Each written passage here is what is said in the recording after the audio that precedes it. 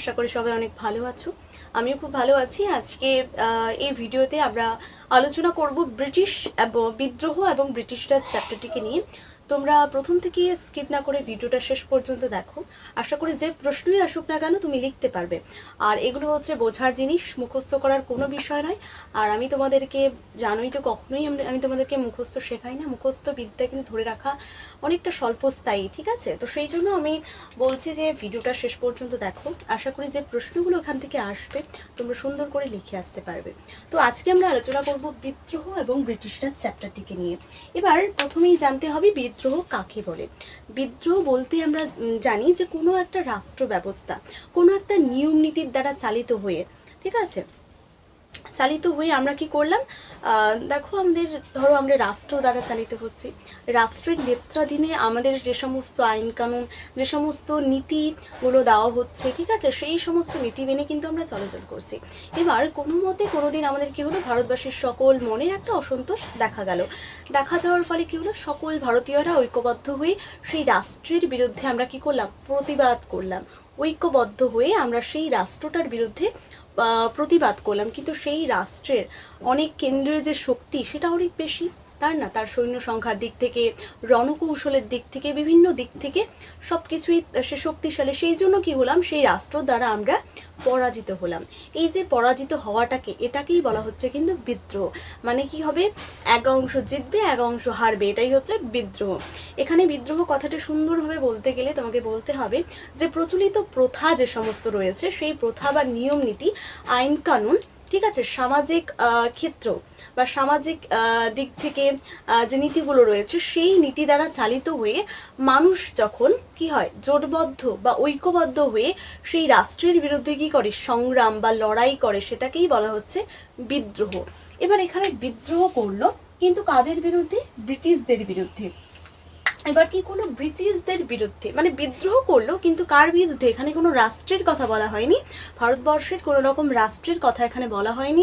এখানে বলা হয়েছে ব্রিটিশ রাজ, মানে ব্রিটিশদের বিরুদ্ধে এখানেই বিদ্রোহ করা হয়েছিল। এবার ব্রিটিশদের জন্য কেন, বুঝতে হলে দেখো, ব্রিটিশ বিদ্রোহ হয়েছিল কাদের বিরুদ্ধে, তাহলে ব্রিটিশদের বিরুদ্ধে। কি বিদ্রোহ হয়েছিল পরে জানবো। তো ব্রিটিশদের বিরুদ্ধে কেন হয়েছিল, এবার এই বিদ্রোহ এবং ব্রিটিশ রাজ চ্যাপ্টারের একটা বিদ্রোহের নাম রয়েছে, তার নাম বলো তোমরা কমেন্টে। তো আমি বলে দিচ্ছি যে এখানে বিদ্রোহটার নাম বলা হয়েছিল সিপাহী বিদ্রোহ। কি, সিপাহী বিদ্রোহ, সিপাহী বিদ্রোহ। তো বইয়ে যেই বিদ্রোহটা দেওয়া আছে, যে বিদ্রোহ এবং ব্রিটিশ রাজ চ্যাপ্টারের অন্তর্গত এই সিপাহী বিদ্রোহকে নিয়ে সমস্ত চ্যাপ্টার কভার করেছে। তো এখানে বিদ্রোহ হলো কাদের বিরুদ্ধে, ব্রিটিশদের বিরুদ্ধে।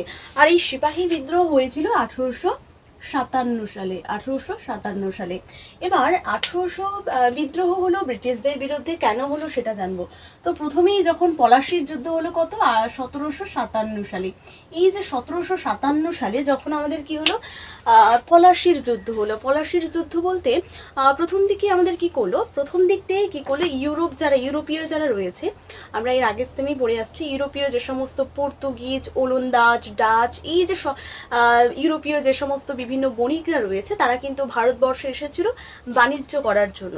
কিন্তু তাদের যে বাণিজ্য করার জন্য তারা এসেছিল, ফলে তাদের বাণিজ্য দেখে অনুপ্রাণিত হয়ে, ঠিক আছে, তার পরবর্তী সময়ে কিন্তু ব্রিটিশ ইস্ট ইন্ডিয়া কোম্পানি কিন্তু ভারতবর্ষে কি করতে আসে, বাণিজ্য করতে আসে। কিন্তু বাণিজ্য করতে আসার পরে যে সমস্ত বণিকরা আগে এসেছিল, মানে পর্তুগিজ, ডাচ, ওলন্দাজ বাহিনী, এই সমস্ত বণিকদের কিন্তু তাড়িয়ে দিয়েছিল কারা, এই ব্রিটিশ ইস্ট ইন্ডিয়া কোম্পানি। কিন্তু যে সমস্ত বণিকরা রয়েছে, ছোট ছোট বণিকরা, তাদের কিন্তু তাড়িয়ে দিয়েছিল ইউরোপীয় দেশে, আবার তাদেরকে তাড়িয়ে দিয়েছিল। সেই ব্রিটিশ ইস্ট ইন্ডিয়া কোম্পানি সে কী করছিল, একাই আধিপত্য বিস্তার করছিল, একাই বাণিজ্য বিস্তার করছিল। কোথায়, ভারতবর্ষে একাই বাণিজ্য বিস্তার করছিল। এবার এই যে বাণিজ্য বিস্তার একাই করছিল, ফলে কি হলো, সিরাজউদ্দৌলা, তখনকার নবাব সিরাজউদ্দৌলা ছিলেন, সেই সিরাজউদ্দৌলা তো খেপে গেল, কারণ আমাদের ভারতবর্ষ থেকে বিভিন্ন অর্থনৈতিক শোষণ চালানো হচ্ছে। সেই জন্য নবাব সিরাজউদ্দৌলার সঙ্গে কি হলো, ব্রিটিশ ইস্ট ইন্ডিয়া কোম্পানির যুদ্ধ হলো। ঠিক আছে, যুদ্ধ হয়ে কি হলো, সিরাজউদ্দৌলা আমাদের পরাজিত হলো এবং ব্রিটিশ ইস্ট ইন্ডিয়া কোম্পানি জয়ী হলো। জয়ী হওয়ার ফলে কি হলো, ব্রিটিশ ইস্ট ইন্ডিয়া কোম্পানি এতটাই চালাক যে সে ব্রিটিশ ইস্ট ইন্ডিয়া কোম্পানি জয়ী হলো।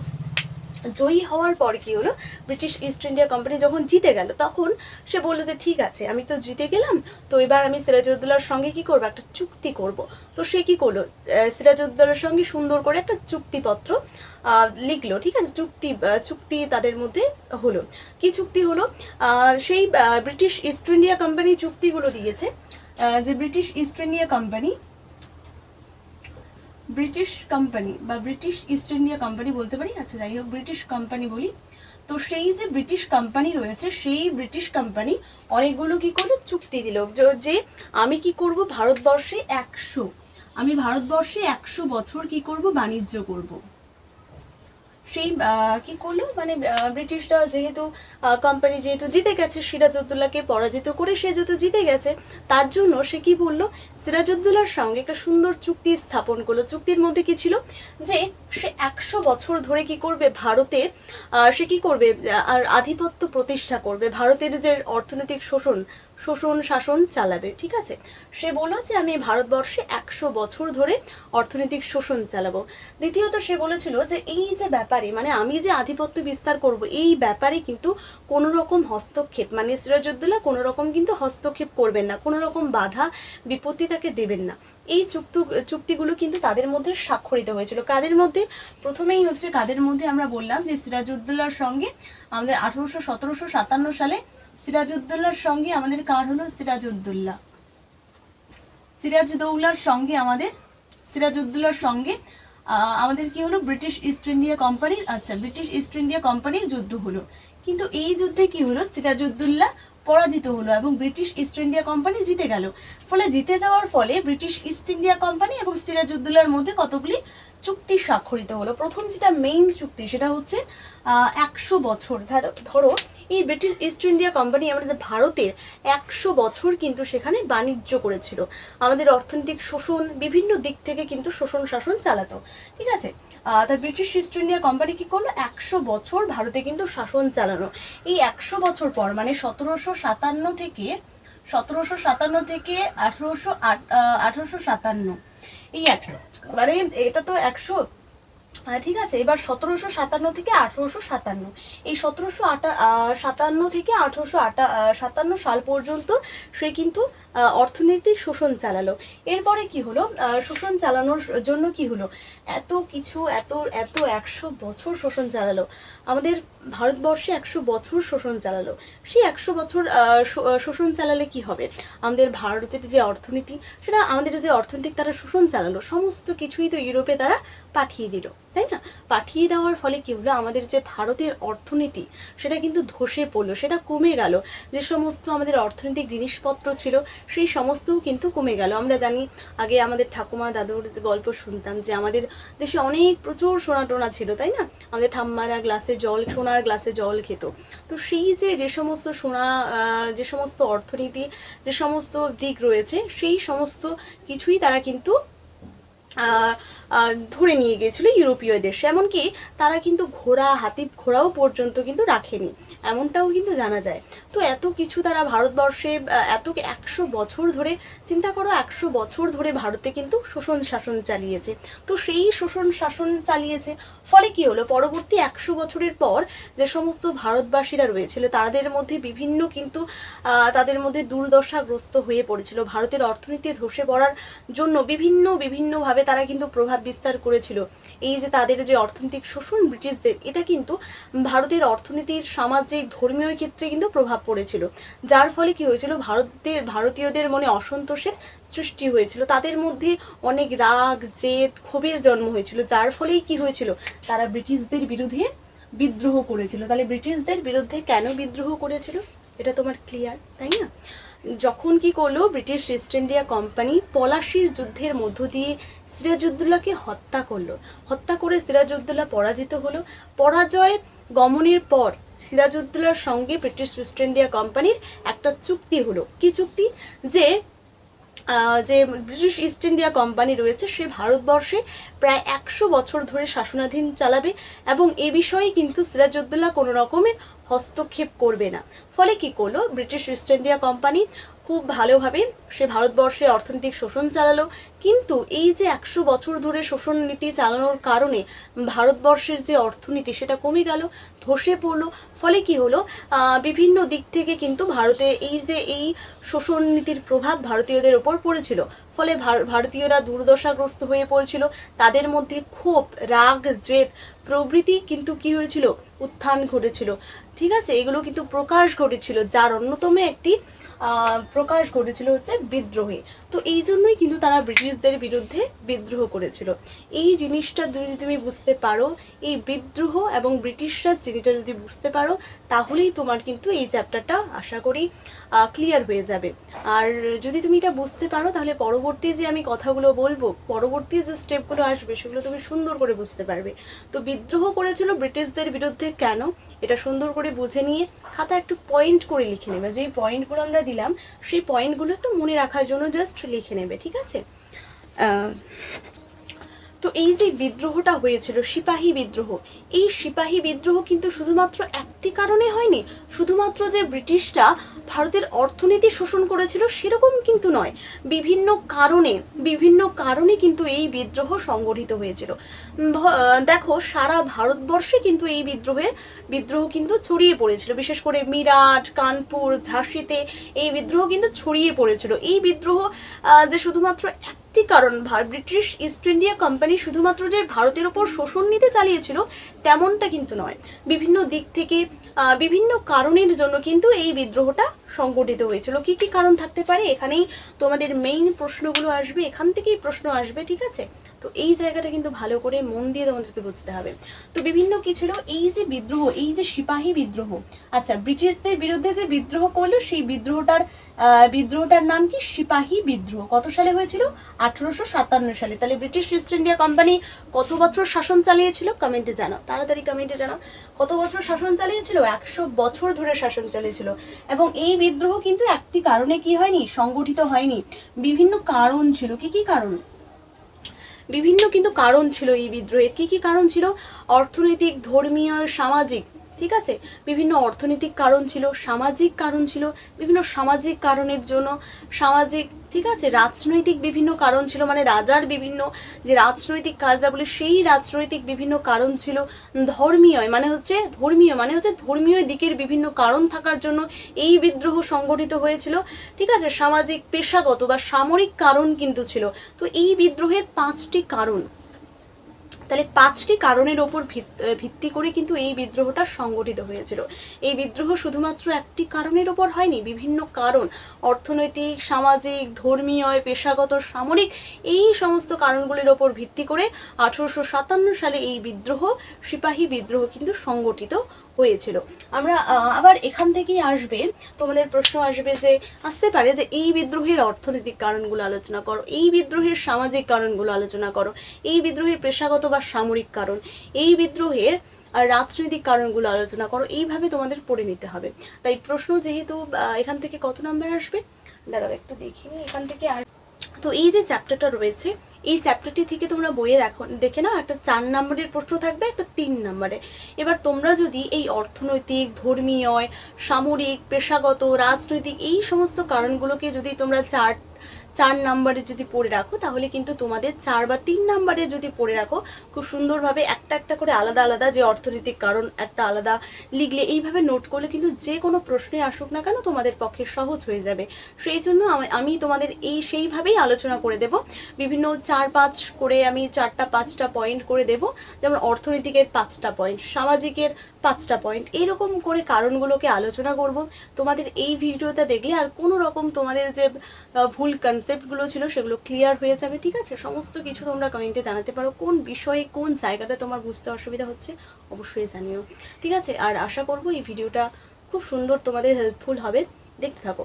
তো এই বিদ্রোহ থেকে আসবে তোমাদের হচ্ছে সেরকম রাজনৈতিক, ধর্মীয়, সামরিক, এই কারণগুলো আসবে। 5টা যে পয়েন্ট বললাম, সেই 5টার উপর যে কোনো একটা পয়েন্ট আসবে যে রাজনৈতিক কারণগুলো আলোচনা করো। 1857 সালে বিদ্রোহের রাজনৈতিক কারণগুলো আলোচনা করো। এবার এই বিদ্রোহের যে অন্যদিকে এই বিদ্রোহের পরবর্তী প্রশ্নগুলো আসতে পারে যে এই বিদ্রোহকে কি সিপাহী বিদ্রোহ বলা যায় বলে তুমি কি মনে করো?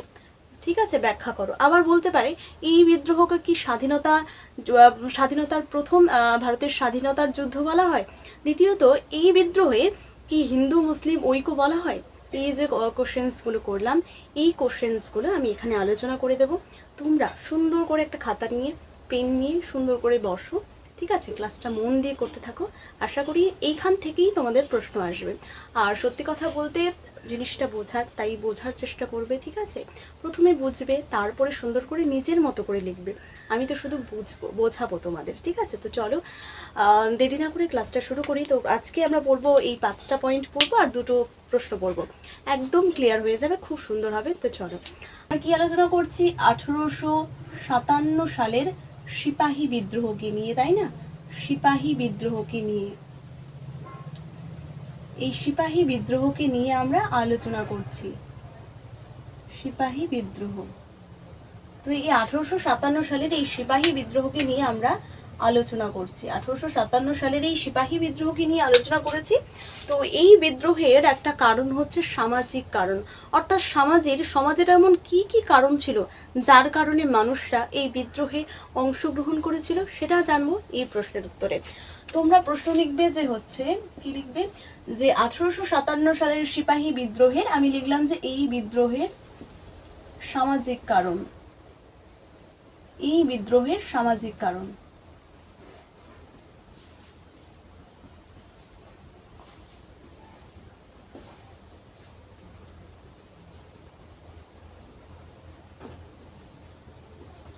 আচ্ছা, তোমরা কি লিখবে? তোমরা লিখবে হচ্ছে এই বিদ্রোহের সামাজিক কারণগুলি নিম্নে আলোচনা করা হলো। আচ্ছা, তোমরা লিখবে, এই প্রশ্নটা লিখবে যে 1857 সালের বিদ্রোহের সামাজিক কারণগুলো কী কী ছিল, বিদ্রোহ সংগঠিত হওয়ার সামাজিক কারণগুলো কী কী ছিল, এই প্রশ্নটা লিখে এখন এখানে দেখো, বুঝেও তারপরে কিন্তু তোমার খাতায় সুন্দর করে লেখো।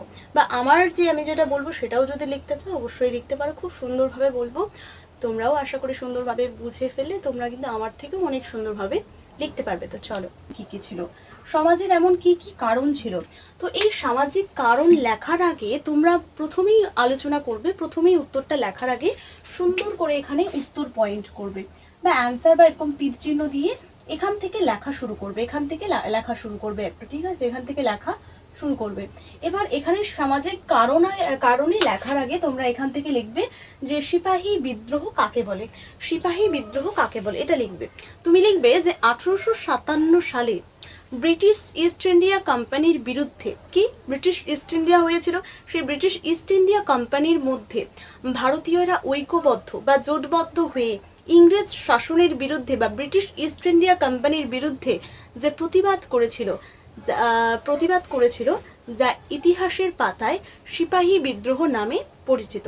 তাহলে লিখে দেবে, প্রথমেই লিখে দেবে সিপাহী বিদ্রোহ কাকে বলে। এরপরে এইভাবে লিখে দেবে যে কারণ বা সিপাহী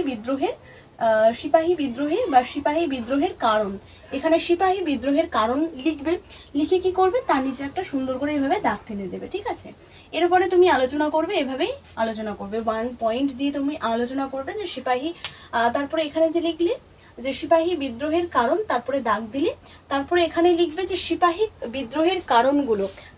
বিদ্রোহের কারণগুলি নিম্নে আলোচনা করা হলো, ঠিক আছে? তাহলে এই পয়েন্টে তুমি লিখবে সিপাহী বিদ্রোহ কাকে বলে, তার পয়েন্টে তুমি লিখবে সিপাহী বিদ্রোহের কারণ লেখার পরে তার নিচে একটা দাগ দেবে, দেওয়ার পর এখানে লিখবে যে এই সিপাহী বিদ্রোহের কারণ ছিল বৈচিত্র্য, মানে অনেকগুলো ছিল এবং বহুমুখী। এই সিপাহী বিদ্রোহের সামাজিক কারণগুলো নিম্নে আলোচনা করা হলো, লিখে তুমি 1 নাম্বার পয়েন্ট করবে। কি করবে? 1 নাম্বার পয়েন্ট করবে। এই সামাজিক ক্ষেত্রে বিভিন্ন কি রকম কারণ ছিল সেগুলো আলোচনা করব। সামাজিক কারণ কি ছিল? সামাজিক বৈষম্য ছিল, সামাজিক বৈষম্য পয়েন্ট করবে, সামাজিক বৈষম্য।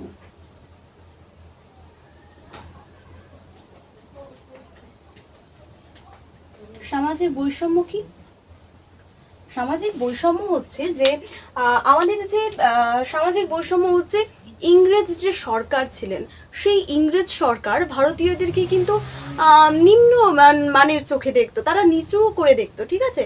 আমাদের যে সমস্ত ইংরেজ সরকার ছিল তারা ভারতীয়দের কিন্তু নিচু চোখে দেখতো, ঠিক আছে। তারা ভারতীয়দের অসভ্য, বর্বর, ঠিক আছে, কালা, ঠিক আছে, এবং আনকালচার্ড, এই সমস্ত কিছু দিয়ে তারা কিন্তু সম্বোধন করতো। দেখো, তোমাকে যদি এইভাবে কেউ বলে যে তুই অসভ্য, তুই একদম গাধা, তোমার তো নিশ্চয়ই খারাপ লাগবে। তো সেই সময়ে কি করতো, ব্রিটিশ যে ইস্ট ইন্ডিয়া কোম্পানি ছিল, সেই ব্রিটিশ ইস্ট ইন্ডিয়া কোম্পানি ভারতীয়দের কিন্তু অসভ্য, বর্বর বলে সম্বোধন করতেন। এবং ইউরোপীয়দের যে সমস্ত ব্যাংক, যে সমস্ত হসপিটাল, যে সমস্ত সামাজিক সংস্থা ছিল, শিক্ষাক্ষেত্রে, এই সমস্ত জায়গায় কিন্তু বোর্ডে যে ঘরের যে রয়েছে সেই সংস্থাগুলির বাইরে কিন্তু টানিয়ে দেওয়া হতো যে ভারতীয় কুকুরদের প্রবেশ নিষেধ। এই সমস্ত যে বঞ্চনা, যা কি করেছিল, আমাদের ভারতীয়দের ব্যথিত করে দিয়েছিল। তাদের মধ্যে একটা সামাজিক দূরত্ব তৈরি হয়েছিল, যার ফলে কিন্তু এই বিদ্রোহ সংগঠিত হয়েছিল। তাহলে কি বললাম, সামাজিক বৈষম্যের ক্ষেত্রে কি লিখবে, সামাজিক বৈষম্যের ক্ষেত্রে লিখবে যে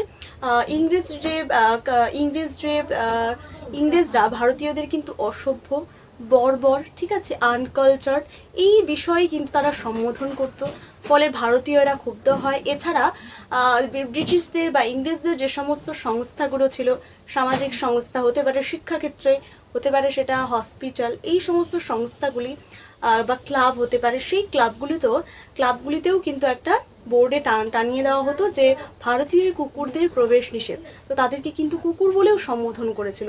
তো এই সমস্ত বলার কারণে ভারতীয়দের মনে কিন্তু ব্যথা লাগে এবং তারা কিন্তু এই বিদ্রোহে সক্রিয়ভাবে অংশগ্রহণ করেছিল।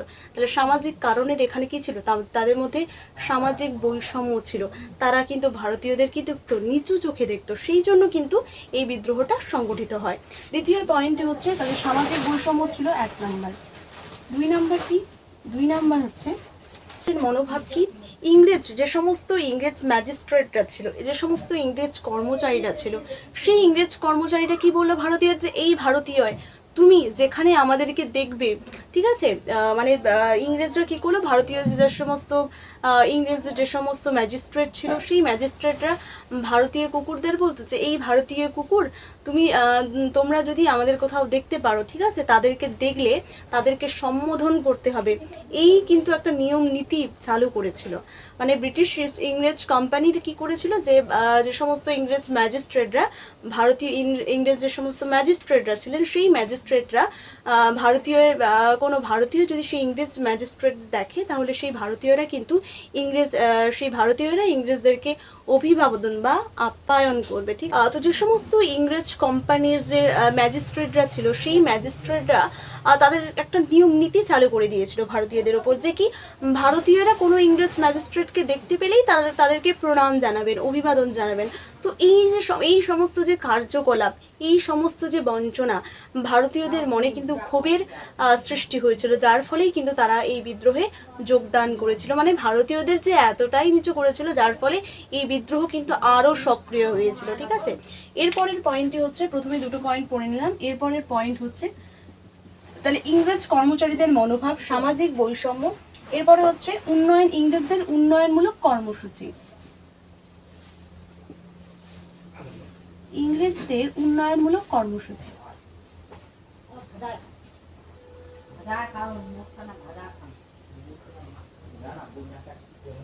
তাহলে ইংরেজদের উন্নয়নমূলক কর্মসূচি, তো এই বিদ্রোহ কেন সংগঠিত হলো, ইংরেজদের উন্নয়নমূলক কর্মসূচির জন্য। কীরকম, তো ইংরেজদের উন্নয়নমূলক কর্মসূচিটা কি, ইংরেজদের উন্নয়নমূলক কর্মসূচিটা হচ্ছে, তো আমাদের ভারতীয়রা কি বলেছেন, এত কিছু অপমান, এত কিছু অপদস্থর পরে কি ভারতীয়রা ইংরেজদেরকে আর বিশ্বাস করবে না।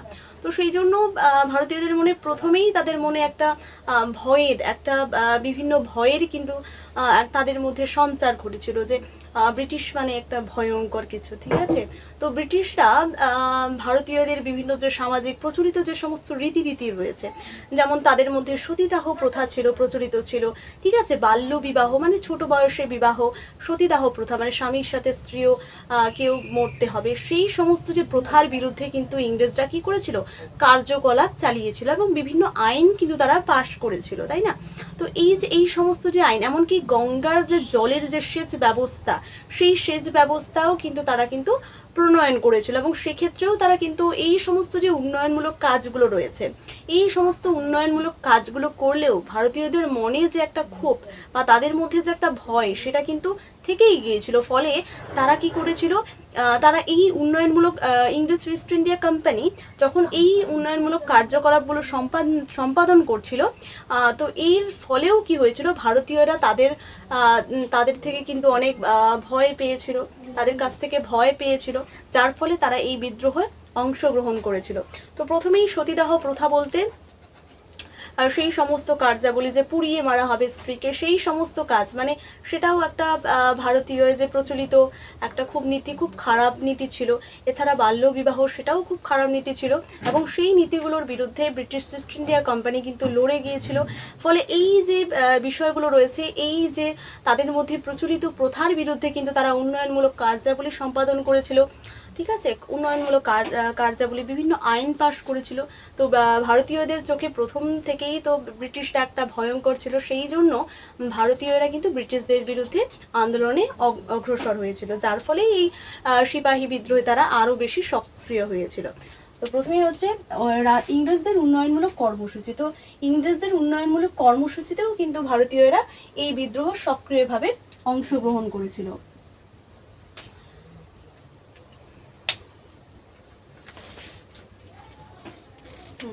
তারপরে ধর্মনাশের গুজব, ধর্মনাশের সামাজিক ক্ষেত্রে ধর্মনাশের গুজব।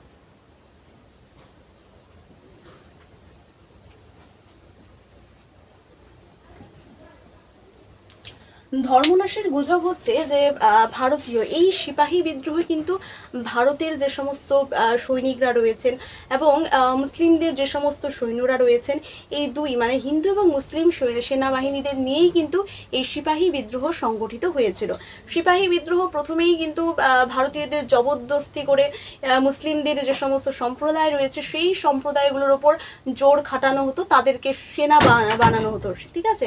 তো সেই সেনা বানানোর জন্য কি হলো, ভারতীয় এবং মুসলিমরা ইংরেজদের কাজে যোগদান হলো। যুক্ত হওয়ার পরে কি হলো, তাদের মধ্যে ইংরেজরা কি করলো, তারা প্রথম দিকে তারা একটা সাধারণ বন্দুক কিন্তু তারা ব্যবহার করতো, কিন্তু পরবর্তী সময়ে তারা কিন্তু একটা রাইফেল ব্যবহার করতে শুরু করলো, এবং সেই রাইফেলের যে কার্তুজ মানে টোটা যাকে বলা হয়, সেটা তাদেরকে কি করা হতো, দাঁত দিয়ে কেটে সেখানে বন্দুকের মধ্যে ভরতে হতো। যেখানে এখন যে ছোট ছোট গুলিগুলো পাওয়া যায়, সেগুলোর মতো এগুলো টোটা ছিল, যেগুলো কেটে কেটে সেই বন্দুকের মধ্যে ভরতে হতো। তো সেই যে কার্তুজটা ব্যবহার করা হতো, সেই কার্তুজে একটা গুজব রটে যে সেই কার্তুজে কিন্তু আটার সঙ্গে সেখানে গরুর চর্বি এবং শূকরের চর্বি কিন্তু মাখানো হতো। সেই সমস্ত গুজব কিন্তু ভারতীয়দের মধ্যে আরও অসন্তোষ বাড়িয়ে দেয়, যে এমনি আমাদের এত কিছু করে আমাদের শোষণ নীতি করছে, আমাদের সামাজিক বৈষম্য করছে, এত কিছু করছে, তারপরেও তারা কি করেছে, আবার ধর্মীয় ক্ষেত্রেও আঘাত করলো, তাই না। তো সেই জন্য কি করেছিল, এবং আমরা জানি যে গরু ছিল ভারতীয়দের পবিত্রতার প্রতীক, এবং শূকর ছিল ইংরেজদের শূকর ছিল কিন্তু মুসলমানদের পবিত্রতার প্রতীক। তো এই সমস্ত পবিত্র দিকেও কিন্তু কি করলো, ইংরেজ যে কোম্পানি রয়েছে বা ইংরেজ যারা রয়েছে, তারা কিন্তু ভারতীয় এবং মুসলিমদের ওপর ধর্মীয়ই কিন্তু আঘাত আনলো, যার ফলে এই বিদ্রোহে কিন্তু সিপাহীরা অংশগ্রহণ করেছিল। তো সিপাহীদের ক্ষেত্রেও কিন্তু এই বিদ্রোহের প্রভাব পড়েছিল। কেন? কারণ সিপাহীদের যে সমস্ত বন্দুক ব্যবহার করেছিল, সেই বন্দুকেও তারা হচ্ছে গরু বা শূকরের চর্বি ব্যবহার করেছিল, যার ফলে সিপাহীরা কি হয়েছিল, তাদের ধর্মের আঘাত আসে, তাদের ধর্মীয় দিক থেকে আঘাত আসে, সেই জন্য কিন্তু সিপাহীরা এই বিদ্রোহে যোগদান করেছিল। তো প্রথমেই চারটা পয়েন্ট হয়ে গেল। এরপরে হচ্ছে খ্রিস্টান মিশনারিদের ভূমিকা। খ্রিস্টান মিশনারিদের ভূমিকা খ্রিস্টান মিশনারিদের ভূমিকা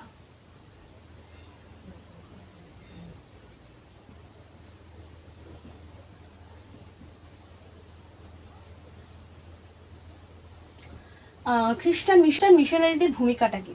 এবার আমাদের ইউরোপীয় যে সমস্ত খ্রিস্টান মিশনারিরা রয়েছে, যারা খ্রিস্টান ধর্মের রয়েছে, খ্রিস্টান মিশনারিরা, সেই খ্রিস্টান মিশনারিরা কি করলো, আমাদের ভারতে আসলো। ঠিক আছে, ভারতে আসার পর তারা কি করলো, ভারতে বললো, ভারতে তখন তো দুটো ধর্মই ছিল, একটা হচ্ছে হিন্দু এবং একটা মুসলমান। তো সেই ইউরোপ থেকে সেই খ্রিস্টান মিশনারিরা ভারতে আসলো। আসার পর তারা কি বললো যে হিন্দু এবং মুসলিম ধর্ম হচ্ছে জঘন্য, এই হিন্দু এবং মুসলিম ধর্ম একদম বাজে ধর্ম। ঠিক আছে, এটা এবং তাদের যে সমস্ত আমাদের যে মন্দির এবং মুসলমানদের যে সমস্ত মসজিদগুলো ছিল, সেই মন্দির মসজিদগুলোকেও কিন্তু তারা কিন্তু নিয়ে অনেক ঠাট্টা তামাশা করতো, যে এটা কিরকম কিভাবে পুজো করছে। তো এক্ষেত্রেও কিন্তু তারা কিন্তু বিভিন্ন তারা কিন্তু বিভিন্ন দিক থেকে তারা হাসাহাসি করতো, বিভিন্ন ঠাট্টা তামাশার মধ্য দিয়ে কিন্তু এই হিন্দু এবং মুসলমানদের যে ধর্মীয়, এই ধর্মীয় দিকের কিন্তু তারা সমালোচনা করত। তো এই যে সমালোচনা করত, এর ফলে কি হলো, এই যে সমালোচনা করলো খ্রিস্টান মিশনারিদের ভূমিকা, তো এই যে যে তাদের মধ্যে যে এই সমস্ত যে ধর্মীয় দিকের যে ব্যাঘাত ঘটলো, মানে তারা হচ্ছে হিন্দু এবং মুসলমান ধর্মকে নিচু করে দেখলেন, এবং খ্রিস্টান এবং যে সমস্ত ভারতীয়রা রয়েছে তাদের মধ্যে কিন্তু খ্রিস্টান ধর্ম মানে হিন্দু এবং মুসলিমদের যে সমস্ত তারা ধর্মীয় রীতিনীতি মানতেন, সেই রীতিনীতির বিরুদ্ধে কিন্তু তারা কি করলো, তাদের মধ্যে বিভিন্ন ঘৃণিত কথাবার্তা তারা কিন্তু বলল। ঠিক আছে, বলার পরে তারা কি করলো, তারা যে খ্রিস্টান মিশনারিদের যে নিজস্ব ধর্ম অর্থাৎ খ্রিস্টান ধর্ম, সেই খ্রিস্টান ধর্ম কিন্তু হিন্দু এবং মুসলিমদের কিন্তু গ্রহণ করতে আগ্রহী করলো। যার ফলে কি হলো, তাদের মধ্যে হিন্দুরা বুঝতে পারলো যে না, আমরা অন্য ধর্ম কেন গ্রহণ করবো, আমাদের ধর্ম কিছু, তাই না। তো এবং মুসলিমরাও কি করলো, এবং হিন্দুরা মিলে এই দুই জোট হয়ে একত্রিত হয়ে তারা কি করলো, প্রতিবাদে নামলো। যার ফলে কি হলো, এই বিদ্রোহ সংগঠিত হলো, তাই না। তাদের মধ্যে কি করলো, যখন ইউরোপ থেকে খ্রিস্টান মিশনারিরা ভারতে প্রবেশ করলো, ভারতে প্রবেশ করার পর তারা হিন্দু এবং মুসলমান ধর্মকে নিচু চোখে দেখতো, এবং হিন্দু এবং মুসলমানদের যে সমস্ত মন্দির এবং মসজিদগুলোকে রয়েছে, মসজিদগুলো যে রয়েছে, সেখানেও তারা কিন্তু বিভিন্ন সমালোচনা করলো এই ধর্মকে নিয়ে, এবং তারা নিজের ধর্ম প্রতিষ্ঠার জন্য যে সমস্ত সাধারণ মুসলিম সম্প্রদায় রয়েছে, সমাজে যে সাধারণ হিন্দু সম্প্রদায় রয়েছে, সেই হিন্দু সম্প্রদায়ের ওপর কিন্তু তারা কি করলো, তারা হচ্ছে তাদের যে খ্রিস্টান ধর্ম, সেই খ্রিস্টান ধর্ম প্রচার করার জন্য তাদের মধ্যে তাদেরকে উদ্যোগী করে তুললো। ঠিক আছে, যার ফলে কি হলো, ভারতীয় যে সমস্ত হিন্দুরা রয়েছে, সেই হিন্দু এবং মুসলমান সম্প্রদায় বুঝতে পেরলো যে আমাদেরকে ধর্মচ্যুত করা হচ্ছে। তারা কি করলো, ফলে হিন্দু এবং মুসলিমরা একত্রিত হয়ে এই বিদ্রোহে অংশগ্রহণ করলো, এবং এই বিদ্রোহটার অন্যতম একটা বিদ্রোহ হচ্ছে সিপাহী বিদ্রোহ। তো সামাজিক কারণ কি, সামাজিক কারণ হচ্ছে তাদের মধ্যে সামাজিক বৈষম্য ছিল, তাদের মধ্যে ইংরেজ কর্মচারীদের মনোভাব, সেগুলো লিখবে। তারপরে লিখবে ইংরেজদের উন্নয়নমূলক কর্মসূচি, তারপরে ধর্মনাশের গুজব, খ্রিস্টান মিশনারিদের ভূমিকা। এই সমস্ত পয়েন্টগুলো বলো, বুঝছো কিনা। খুব সুন্দরভাবে বুঝিয়ে দিলাম, তোমরা কিন্তু নোট করে নেবে আর সুন্দর করে বুঝে বুঝে লিখবে। ঠিক আছে, আরও সুন্দর করে বলা যেত। ঠিক আছে, তো এইভাবেই লিখবে, আমি তোমাদের বেস্ট দেওয়ার চেষ্টা করব। এরপরে কি লিখবে, উপসংহার। উপসংহারে কি লিখবে, উপসংহারে লিখবে তোমরা হচ্ছে, উপসংহার দিয়ে তোমরা লিখবে যে উপসংহারে কি লিখবে, যে 1857 সালের বিদ্রোহ, 1857 সালের বিদ্রোহ কিন্তু 1857 সালে বিভিন্ন কারণে গঠিত হলেও এই বিদ্রোহ কিন্তু পরবর্তী সময়ে জাতীয়তাবোধ জাগ্রত করতে সাহায্য করেছিল। অর্থাৎ এই বিদ্রোহ কিন্তু এই বিদ্রোহ 1857 সালে এই বিদ্রোহ অনেক কারণের প্রেক্ষিতে এই বিদ্রোহ গড়ে উঠলেও পরবর্তীতে জাতীয়তাবোধ, আমাদের দেশের প্রতি যে ভালোবাসা, একে অন্যের যে জাতির প্রতি আমাদের যে ভালোবাসা, সেই ভালোবাসা, সেই যে আমাদের যে ঐক্যবদ্ধতা বা ঐক্য, সেই ঐক্য প্রকাশ ঘটতে কিন্তু এই বিদ্রোহ সাহায্য করেছিল। এটা হচ্ছে উপসংহারে লিখে দেবে। ঠিক আছে, তোমরা বলো, যে তোমরা কমেন্টে বলো যে বুঝতে পেরেছো কিনা, বুঝতে পারলে অবশ্যই বলো। ঠিক আছে, আর যে পয়েন্টগুলো তোমরা বুঝতে পারছো না সেগুলো একটু বলে দাও, আমি কিন্তু তোমাদেরকে ডিসকাশন করে আবার তোমাকে বলে দেবো। ঠিক আছে, তো এটা হচ্ছে সামাজিক কারণ। এবার আমাদেরকে অনেক কারণ পড়তে হবে, অর্থনৈতিক, ধর্মীয়, ঠিক আছে, সামরিক কারণ কি ছিল, রাজনৈতিক, এই কারণগুলো পড়লে এই চ্যাপ্টারটা পুরোপুরি কমপ্লিট হয়ে যাবে। ঠিক আছে, তো চলো এরপরেই আমরা বলবো রাজনৈতিক কারণ। এই বিদ্রোহের যে দেশীয় রাজন্যবর্গদের যোগদানের কারণ বা এই সিপাহী বিদ্রোহের তো বোর্ডের যেহেতু এক্সাম, তো এই বোর্ডের এক্সামে কি হবে, প্রশ্নগুলোকে বিভিন্ন ঘুরিয়ে ফিরিয়ে বিভিন্ন প্রশ্ন দেবে, কিন্তু প্রশ্নের উত্তর কিন্তু একই। এখান থেকে কিন্তু যে কোনো একটা প্রশ্ন আসবে এবং সেটাকে একটু ঘুরিয়ে দিতে পারে। যেমন এখানে প্রশ্নটা আছে যে 1857 সালের বিদ্রোহে দেশীয় রাজন্যবর্গদের যোগদানের কারণ, অর্থাৎ দেশীয় যে রাজা রয়েছে সেই দেশীয় রাজাদের কেন যোগদান করেছিল। আবার এই প্রশ্নটাই আসতে পারে যে এই সিপাহী বিদ্রোহের রাজনৈতিক কারণগুলো আলোচনা করো, অর্থাৎ এই সিপাহী বিদ্রোহের কি রাজনৈতিক কারণ ছিল সেগুলো আলোচনা করো, কি রাজনৈতিক কারণের জন্য এই সিপাহী বিদ্রোহ গঠিত হলো। তো প্রথমেই এই প্রশ্নের উত্তরটা প্রথমেই লিখতে গেলে তোমাকে প্রথমেই লিখতে হবে যে সিপাহী বিদ্রোহ কাকে বলে। এই সিপাহী বিদ্রোহ হচ্ছে আমরা জানি 1757 থেকে 1857 সালে, তাহলে 1757 থেকে আমাদের 1757 থেকে 1857 সাল পর্যন্ত, মানে প্রায় এখান থেকে 100 বছর, সেই 100 বছর কি করেছিল ব্রিটিশ ইস্ট ইন্ডিয়া কোম্পানি ভারতে আধিপত্য প্রতিষ্ঠা করেছিল, ভারতে অর্থনৈতিক শোষণ চালিয়েছিল এবং চালার ফলে কি হয়েছে, ভারতবাসীদের মনে ক্ষোভের বা অসন্তোষের জন্ম দিয়েছিল এবং যার পরিণতি ছিল এই 1857 সালের সিপাহী বিদ্রোহ, বা একে বলা হচ্ছে সিপাহী বিদ্রোহ। এরকম করে তোমরা আগে এর সংজ্ঞাটা লিখে নেবে যে সিপাহী বিদ্রোহ কাকে বলে। এরপর সিপাহী বিদ্রোহের রাজনৈতিক কারণ, এখানে লিখে দেবে যে সিপাহী বিদ্রোহের রাজনৈতিক কারণ, সিপাহী বিদ্রোহের রাজনৈতিক কারণ।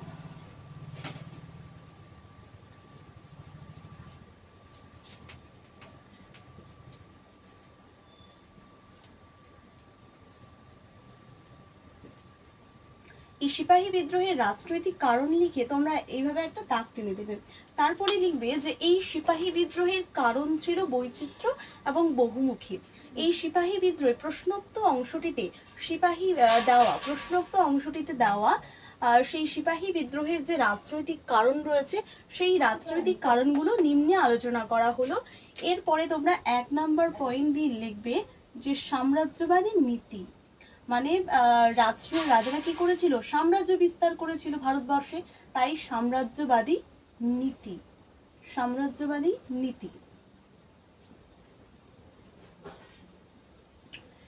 এখানে সাম্রাজ্যবাদী নীতিটা কি, সাম্রাজ্যবাদী নীতি হচ্ছে যে ব্রিটিশ ইস্ট ইন্ডিয়া কোম্পানি ভারতীয়দের ছলে বলে কলে কৌশলে বিভিন্ন লোভ দেখিয়ে কিন্তু তাদের একের পর এক কিন্তু তাদের যে আধিপত্য প্রতিষ্ঠা করেছিল, একের পর এক অঞ্চলে তারা আধিপত্য প্রতিষ্ঠা করেছিল।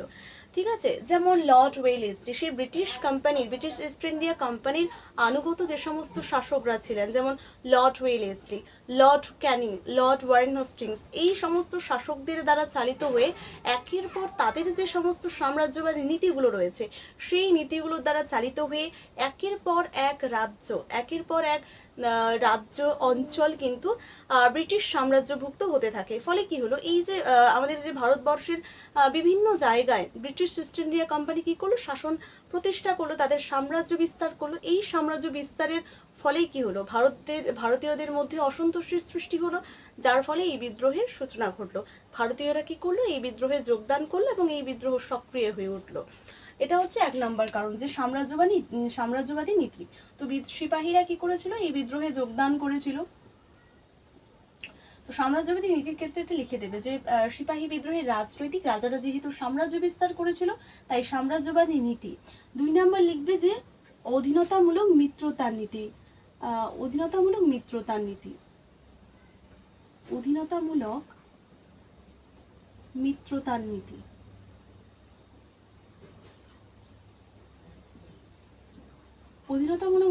নীতি কি?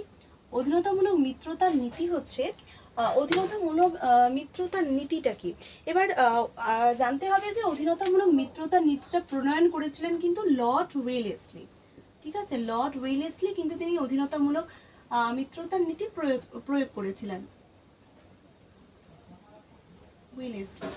এবার লর্ড ওয়েলেসলি একটি যে অন্যতম একটি নীতি হচ্ছে অধীনতামূলক মিত্রতার নীতি। এই অধীনতামূলক মিত্রতার নীতির মাধ্যমে লর্ড ওয়েলেসলি কি করেছিলেন, ভারতের যে সমস্ত রাজারা ছিলেন সেই রাজাদের কিন্তু প্রজায় পরিণত করেছিলেন। তাহলে দেখো কত সাহস, যে অধীনতামূলক মিত্রতার নীতির দ্বারা কি করেছিল, যে সমস্ত ভারতীয় রাজারা ছিল তাদেরকে কিন্তু প্রজায় পরিণত করেছে, তাদেরকে প্রজায় পরিণত করেছিল কিন্তু কে? Lord Wellesley. লর্ড ওয়েলেসলি তাদেরকে প্রজায় পরিণত করেছিল, রাজাদের প্রজায় পরিণত করেছিল এই অধীনতামূলক মিত্রতার নীতির দ্বারা। তো ভারতীয় রাজাদের যখন রাজা থেকে তাদেরকে রাজাচ্যুত করে যখন তাদেরকে প্রজায় পরিণত করলো, ফলে রাজাদের মধ্যে কি হলো? একটা অসন্তোষ বা ক্ষোভের সৃষ্টি হলো। তোমাকে যদি রাজা থেকে যদি বিতাড়িত করে দেওয়া হয়, তাহলে তোমার মনেও কি হবে? ক্ষোভের জন্ম হবে এবং তুমিও কি করবে? প্রতিবাদ করবে। তো সেই রাজারাও কি হয়েছিল? তাদের মধ্যে ক্ষোভ জন্ম নিয়েছিল, যার ফলে কি করেছিল? তারাও এই বিদ্রোহে অংশগ্রহণ করেছিল, ফলে এই বিদ্রোহ আরও সক্রিয় হয়ে উঠেছিল। আবার দ্বিতীয় পয়েন্ট এটা, তাহলে সাম্রাজ্যবাদী নীতি, অধীনতামূলক মিত্রতার নীতি, এইগুলো পয়েন্ট করে তোমরা লিখে নেবে বিস্তারিত। তারপরে হচ্ছে শর্ত বিলোপ নীতি। শর্ত বিলোপ নীতি কি? মানে রাজারা, সেই সমস্ত যারা রাজা ছিলেন, সেই ব্রিটিশ ইস্ট ইন্ডিয়া কোম্পানির যে রাজারা ছিল, যে শাসকরা ছিল, তারা বিভিন্ন নীতি প্রণয়ন করেছিলেন, যেমন সাম্রাজ্যবাদী নীতি, অধীনতামূলক মিত্রতার নীতি লর্ড ওয়েলেসলি করেছেন। আবার শর্ত বিলোপ নীতি, শর্ত বিলোপ নীতি। তো সেই শর্ত বিলোপ নীতিটা কি? শর্ত বিলোপ নীতি করেছিলেন কিন্তু লর্ড ডালহৌসি। তাহলে শর্ত বিলোপ নীতি করেছিলেন কিন্তু লর্ড ডালহৌসি। কি? লর্ড ডালহৌসি।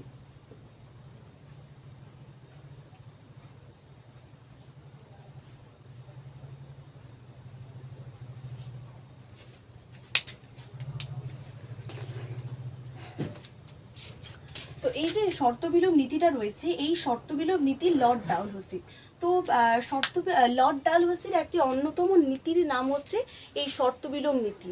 এই শর্ত বিলোপ নীতিতে তিনি কয়েকটি কথা বলেছিলেন। কি কি নীতির কথা বলেছিলেন?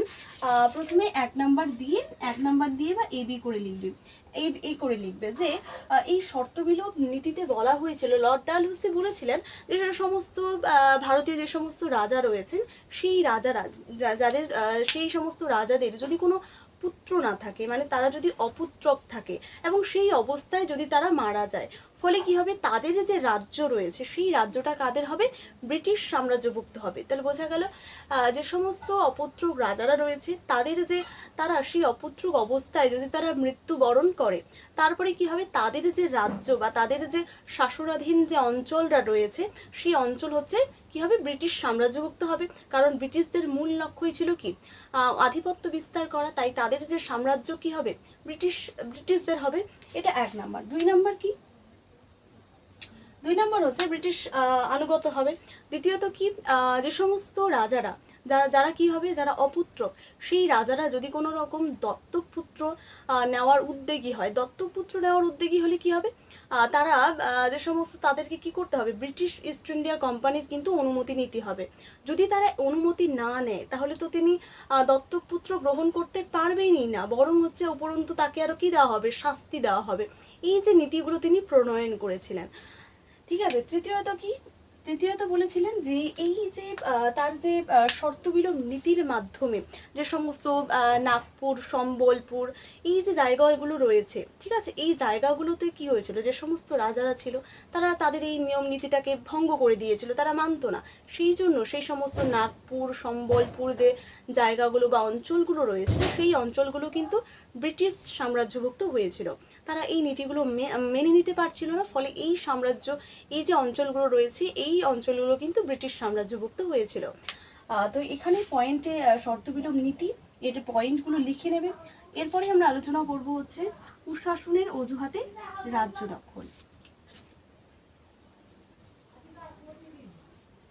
কুশাসনের অজুহাতে রাজ্য দখল। কুশাসনের অজুহাতে রাজ্য দখল। কুশাসনের অজুহাতে রাজ্য দখল কি?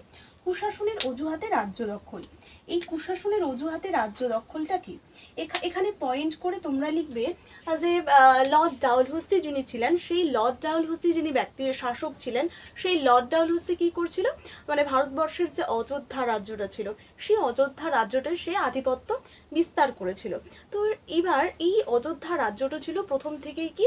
ব্রিটিশ সাম্রাজ্যভুক্ত। যেহেতু এটা ব্রিটিশ ইস্ট ইন্ডিয়া কোম্পানির তার ব্রিটিশ ইস্ট ইন্ডিয়া কোম্পানির আধিপত্য ছিল, কিন্তু সেই অঞ্চলটা বা অযোধ্যা রাজ্য যে অঞ্চলটা রয়েছে সেখানেই আবার লর্ড ডালহৌসি কী করেছিল, আধিপত্য প্রতিষ্ঠা করছিল। সেই আধিপত্য প্রতিষ্ঠা করার জন্য লর্ড ডালহৌসি যে আধিপত্য প্রতিষ্ঠা করেছিল, সেই আধিপত্য প্রতিষ্ঠা করার জন্য ব্রিটিশ ইস্ট ইন্ডিয়া কোম্পানি তার প্রতি কী হয়, ক্ষুব্ধ হয় যে সে আমাদের এই অঞ্চলটা আবার কী করে নিয়েছে, দখল করে নিয়েছে। এবার কি করলো, যখন সে দখল করে নিয়েছিল, ঠিক আছে, দখল করে নিল, এবং সেখানে অযোধ্যা রাজ্যটির আরেকটা ব্যাপার ছিল যে অযোধ্যা রাজ্যটি কিন্তু দখল করে নিয়েছিল, এবং সেখানের এবং যে সমস্ত ব্রিটিশ ইস্ট ইন্ডিয়া কোম্পানির অধীনে যে সমস্ত সিপাহীরা ছিল, সেই সিপাহীরা কিন্তু অধিকাংশ সিপাহী ছিল কিন্তু অযোধ্যাবাসী, মানে তাদের কিন্তু বাড়ি ছিল অযোধ্যাতে। তো সিপাহীদের রাজ্যটা তারা দখল করেছিল, ফলে কি হয়েছিল, সিপাহীরা মানে ব্রিটিশদের অধীনে থাকা যে সিপাহীরা তারা ক্ষুব্ধ হয়েছিল লর্ড ডালহৌসির প্রতি, এবং তারা কি করেছিল, তারা বিদ্রোহ ঘোষণা করেছিল। ঠিক আছে, এই কারণেই কিন্তু কি হয়েছিল, সিপাহী বিদ্রোহ সংগঠিত হয়েছিল।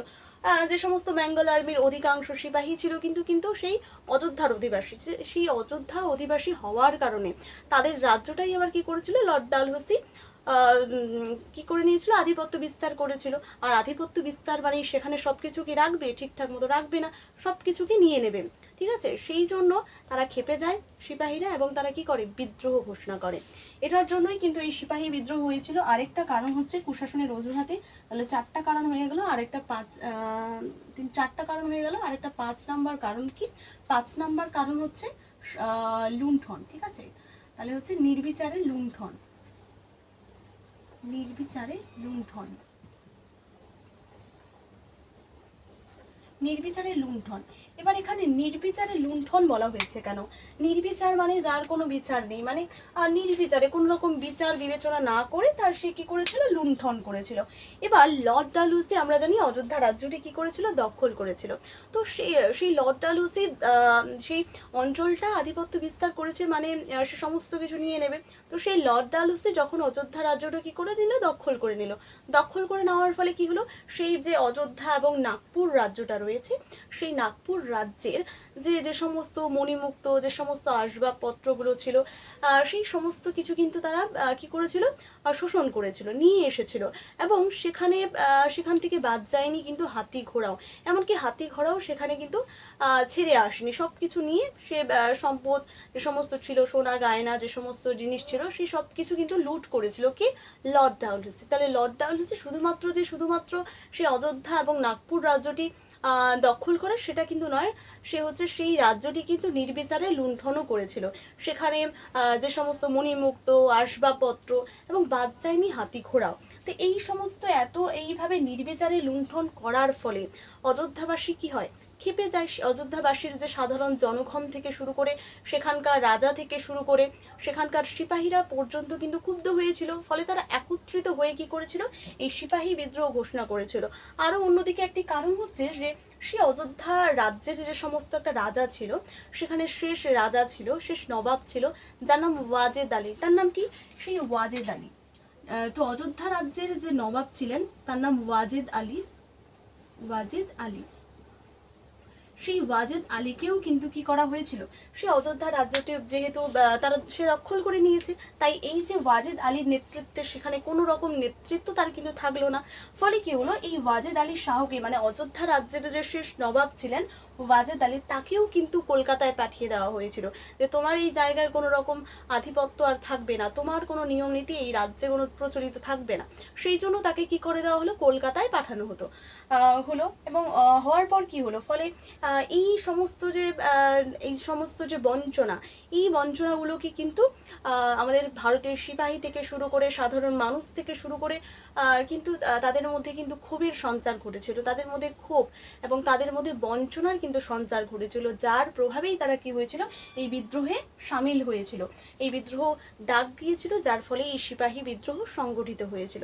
তাহলে সিপাহী বিদ্রোহের রাজনৈতিক কারণ অর্থাৎ বিভিন্ন রাজার কার্যকলাপ, রাজারা এমন সেই যে ব্রিটিশ ইস্ট ইন্ডিয়া কোম্পানির অধীনে থাকা যে সমস্ত শাসক গোষ্ঠী, সেই শাসক গোষ্ঠী মানে রাজা, সেই রাজারা এমন কি আইন প্রণয়ন করলো যার দ্বারা কি হলো, ভারতের যে সমস্ত সাধারণ মানুষ থেকে শুরু করে উচ্চস্তরের মানুষ পর্যন্ত তারা এই বিদ্রোহের সামিল হলো। তাহলে প্রথমেই কি, প্রথম হচ্ছে সাম্রাজ্য বিস্তার করলো, তাই সাম্রাজ্যবাদী নীতি, অধীনতামূলক মিত্রতার নীতি, শর্তবিলোপ নীতি, কুশাসনের অজুহাতে রাজ্য দখল, 5 নাম্বার নির্বিচারের লুণ্ঠন।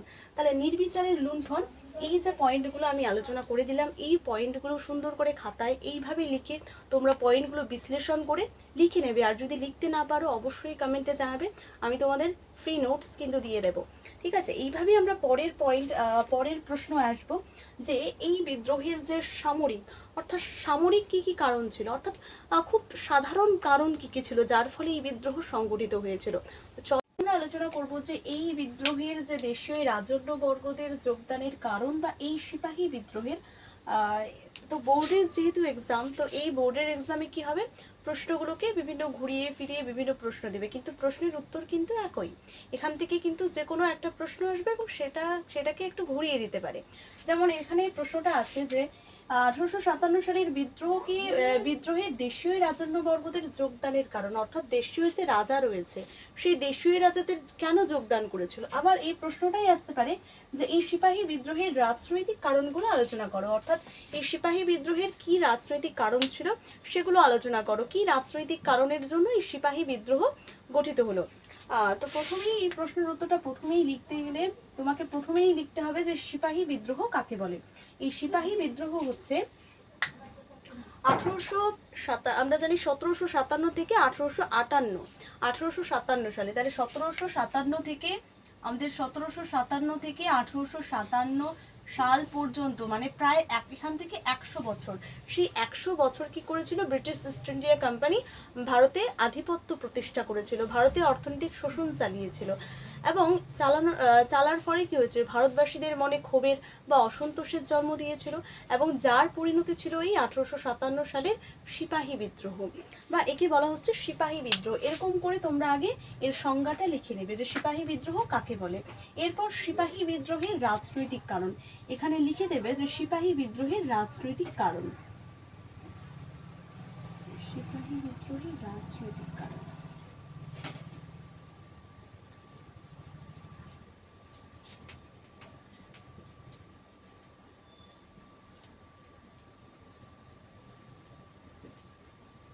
এই সিপাহী বিদ্রোহের রাজনৈতিক কারণ লিখে তোমরা এইভাবে একটা দাগ টেনে দেবে।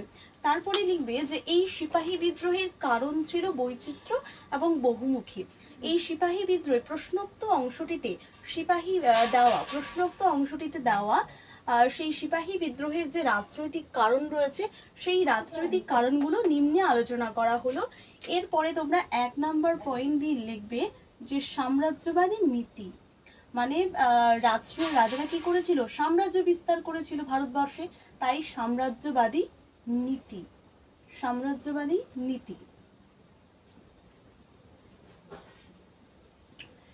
এখানে সাম্রাজ্যবাদী নীতিটা কি, সাম্রাজ্যবাদী নীতি হচ্ছে যে ব্রিটিশ ইস্ট ইন্ডিয়া কোম্পানি ভারতীয়দের ছলে বলে কলে কৌশলে বিভিন্ন লোভ দেখিয়ে কিন্তু তাদের একের পর এক কিন্তু তাদের যে আধিপত্য প্রতিষ্ঠা করেছিল, একের পর এক অঞ্চলে তারা আধিপত্য প্রতিষ্ঠা করেছিল।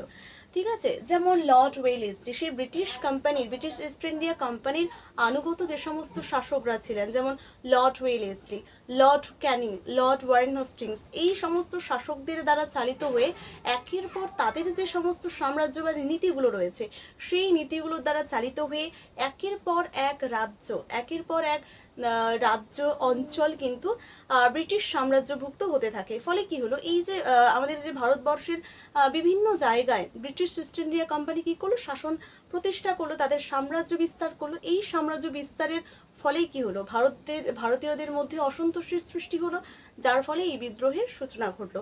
ভারতীয়রা কি করলো, এই বিদ্রোহে যোগদান করলো এবং এই বিদ্রোহ সক্রিয় হয়ে উঠলো। এটা হচ্ছে 1 নাম্বার কারণ, যে সাম্রাজ্যবাদী নীতি।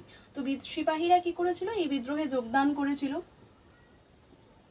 তো সাম্রাজ্যবাদী নীতির ক্ষেত্রে এটা লিখে দেবে যে সিপাহী বিদ্রোহের রাজনৈতিক, রাজারা যেহেতু সাম্রাজ্য বিস্তার করেছিল তাই সাম্রাজ্যবাদী নীতি।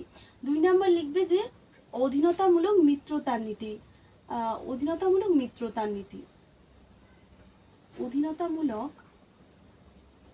মিত্রতার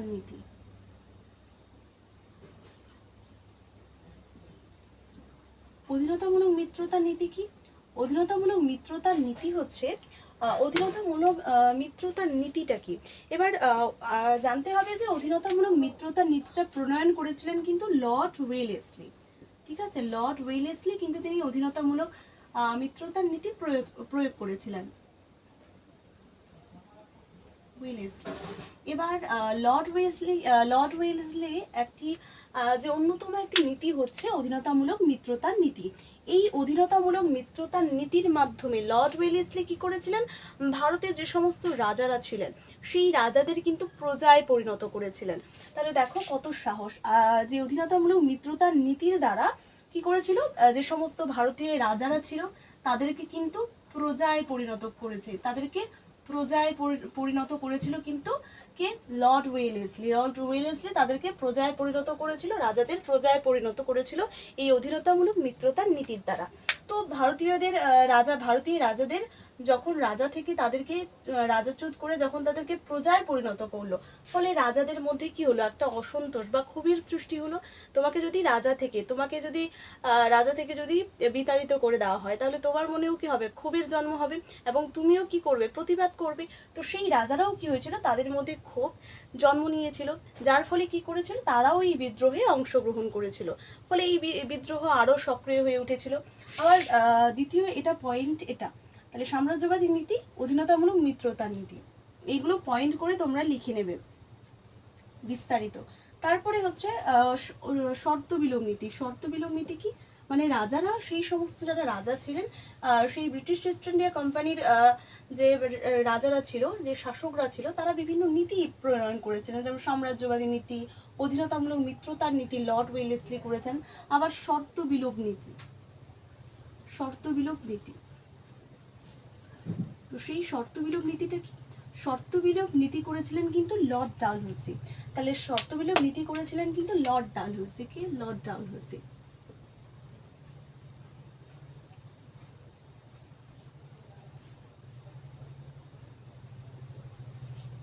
শর্ত বিলোপ নীতিটা রয়েছে, এই শর্ত বিলোপ নীতি লর্ড ডালহৌসি। তো লর্ড ডালহৌসির একটি অন্যতম নীতির নাম হচ্ছে এই শর্ত বিলোপ নীতি। এই শর্ত বিলোপ নীতিতে তিনি কয়েকটি কথা বলেছিলেন। কি কি নীতির কথা বলেছিলেন, প্রথমে 1 নাম্বার দিয়ে বা এবি করে লিখবে, এই করে লিখবে যে এই শর্ত বিলোপ নীতিতে বলা হয়েছিল, লর্ড ডালহৌসি বলেছিলেন যে সমস্ত ভারতীয় যে সমস্ত রাজা রয়েছেন সেই রাজারা যাদের সেই সমস্ত রাজাদের যদি কোনো পুত্র না থাকে, মানে তারা যদি অপুত্রক থাকে এবং সেই অবস্থায় যদি তারা মারা যায়, ফলে কি হবে, তাদের যে রাজ্য রয়েছে সেই রাজ্যটা কাদের হবে, ব্রিটিশ সাম্রাজ্যভুক্ত হবে। তাহলে বোঝা গেল যে সমস্ত অপুত্রক রাজারা রয়েছে তারা সেই অপুত্রক অবস্থায় যদি তারা মৃত্যুবরণ করে, তারপরে কি হবে, তাদের যে রাজ্য বা তাদের যে শাসনাধীন যে অঞ্চলটা রয়েছে সেই অঞ্চল হচ্ছে কি হবে, ব্রিটিশ সাম্রাজ্যভুক্ত হবে। কারণ ব্রিটিশদের মূল লক্ষ্যই ছিল কি, আধিপত্য বিস্তার করা, তাই তাদের যে সাম্রাজ্য কি হবে, ব্রিটিশদের হবে। এটা 1 নাম্বার। 2 নাম্বার কি, 2 নাম্বার হচ্ছে ব্রিটিশ আনুগত্য হবে।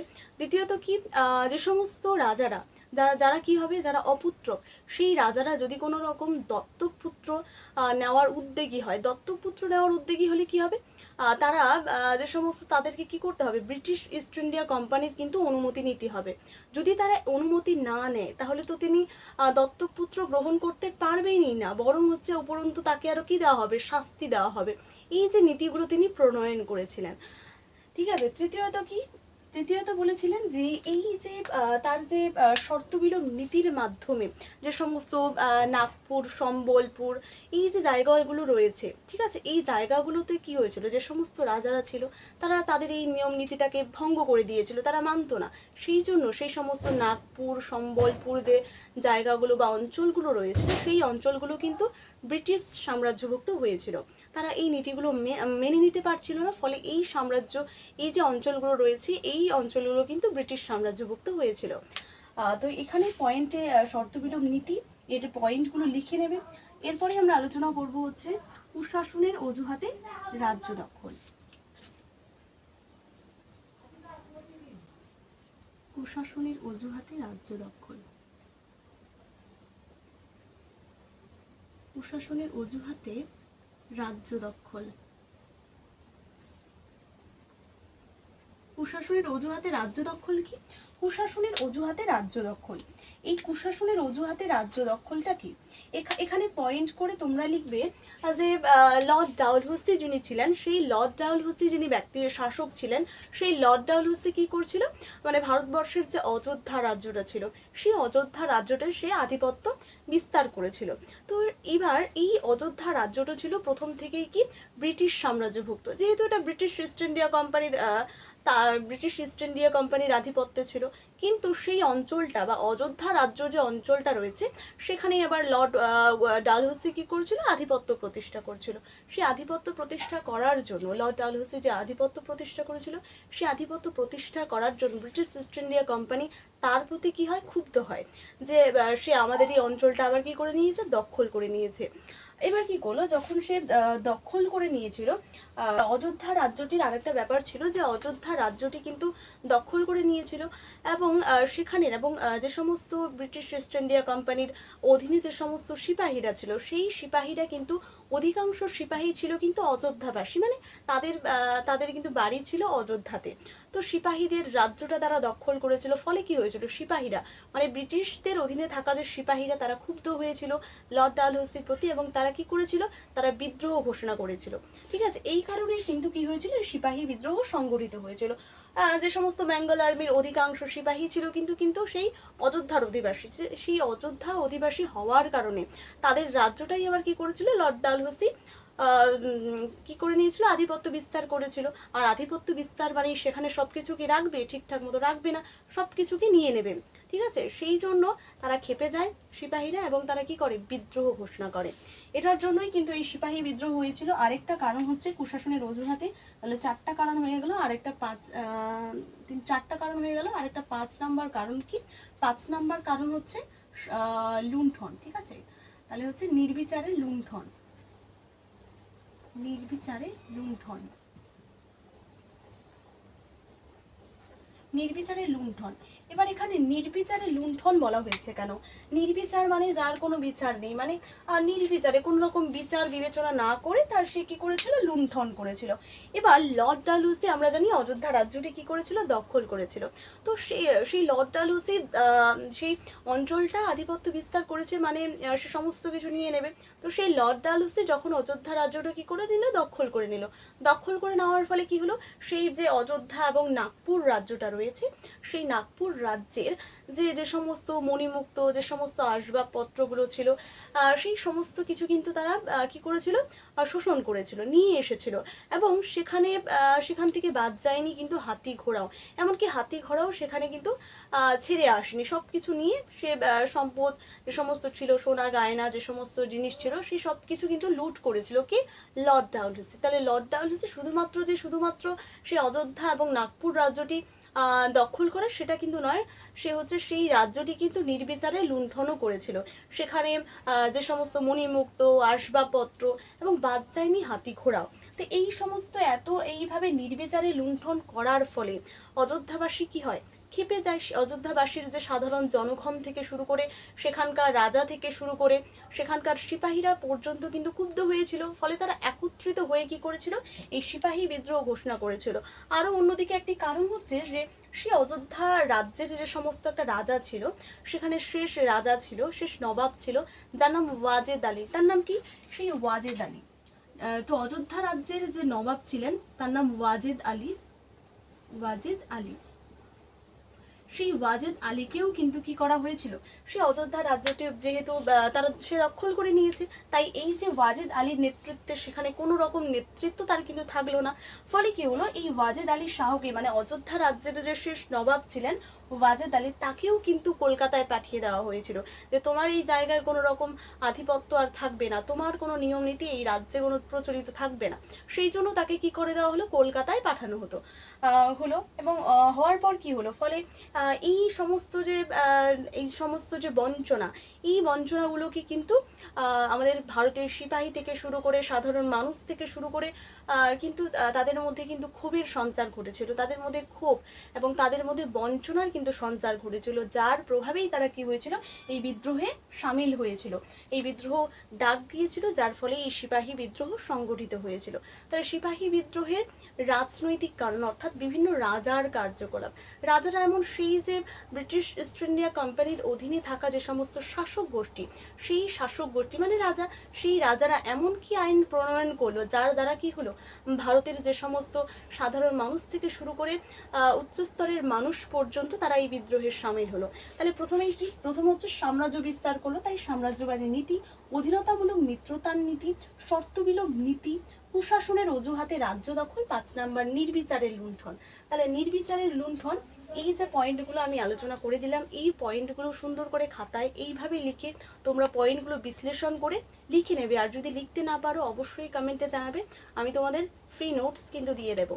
ঠিক আছে, এইভাবেই আমরা পরের প্রশ্ন আসব যে এই বিদ্রোহের যে সামরিক, অর্থাৎ সামরিক কী কী কারণ ছিল, অর্থাৎ খুব সাধারণ কারণ কী কী ছিল যার ফলে এই বিদ্রোহ সংগঠিত হয়েছিল। চলো এরপরের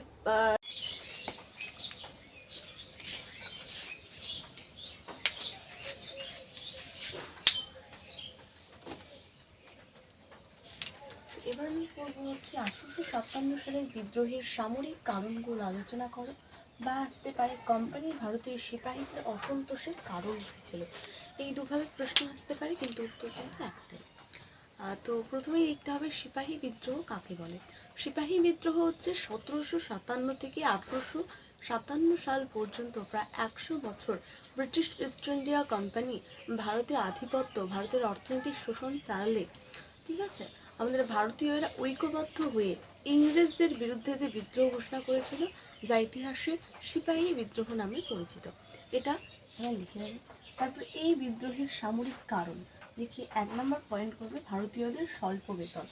তো ইউরোপীয়দের যে সমস্ত যারা চাকরিজীবী রয়েছে তাদের থেকে আমাদের যে ভারতীয়দের বেতন ছিল অনেকাংশই কম, এবং একটি পরিসংখ্যান থেকে জানা যায় যে ভারতীয়দের বেতন ছিল 7 টাকা, ঠিক আছে, এবং যারা অশ্বারোহী ছিল তাদের বেতন ছিল কিন্তু 27 টাকা।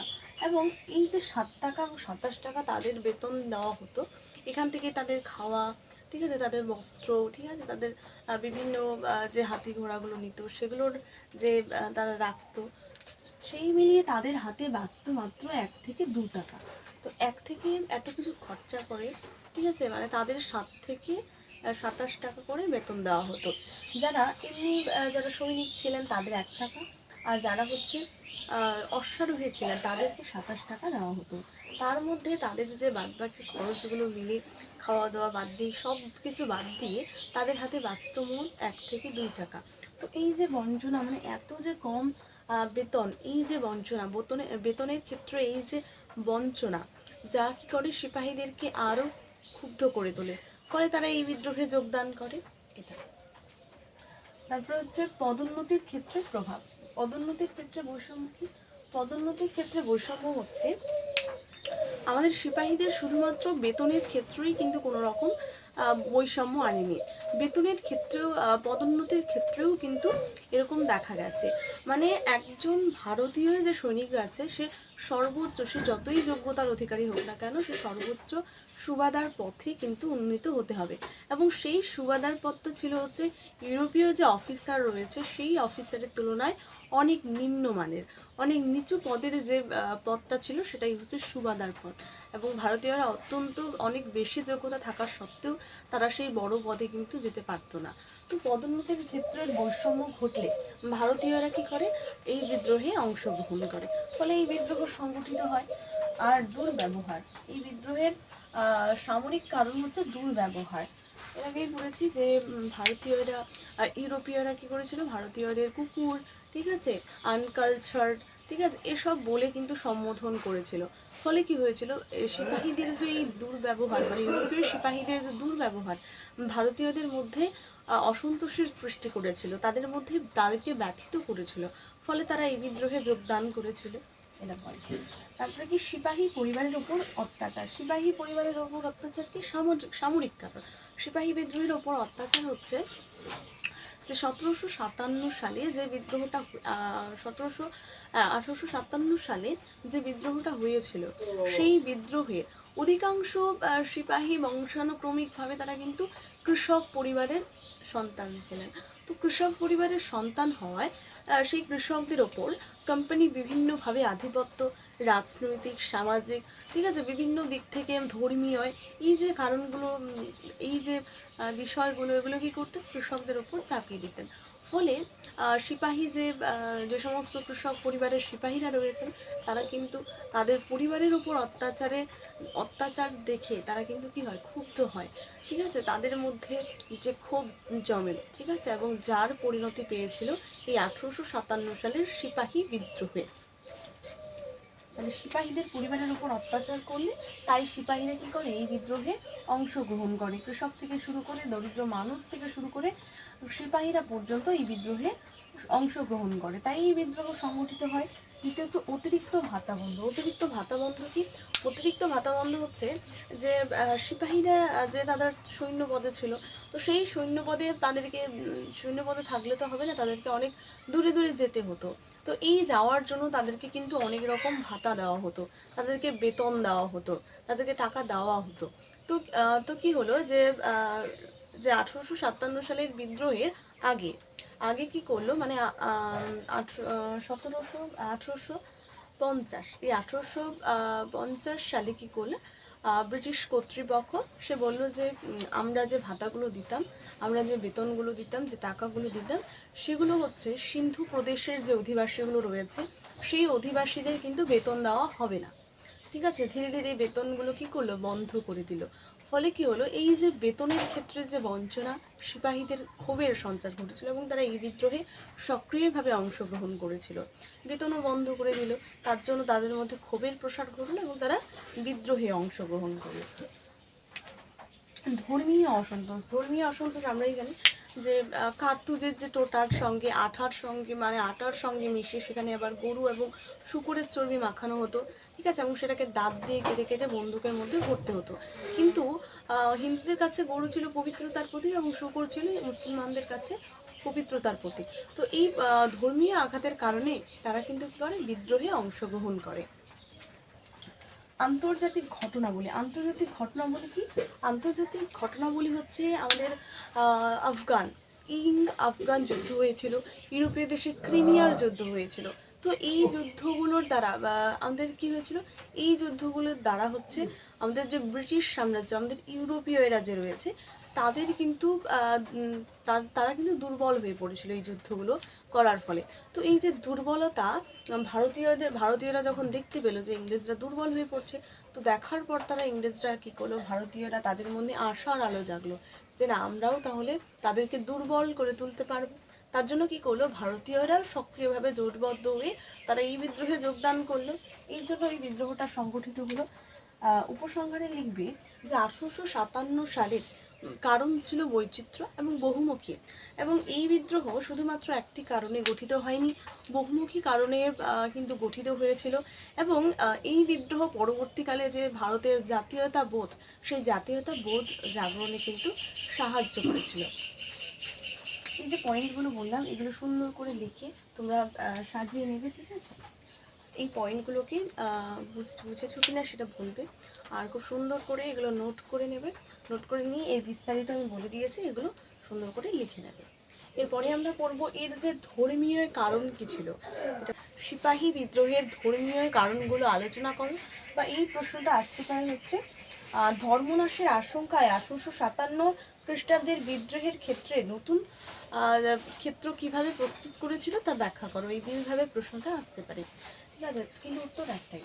তো ধর্মের যে কারণ, সেই কারণটা লিখতে গিয়ে তোমরা প্রথমেই লিখবে উত্তর লিখে তোমরা প্রথমে আমি যে বললাম সিপাহী বিদ্রোহ কাকে বলে, সেই সিপাহী বিদ্রোহ এখানে লিখলে, তারপরে সিপাহী বিদ্রোহের এখানে লিখলি ধর্মীয় কারণ, এখানে লিখলে ধর্মীয় কারণ।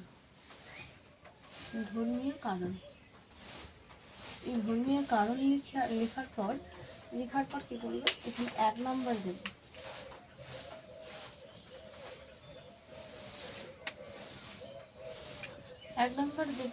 তো ধর্মীয় কারণ কি ছিল, প্রথমে লিখবে খ্রিস্টান মিশনারিদের ভূমিকা।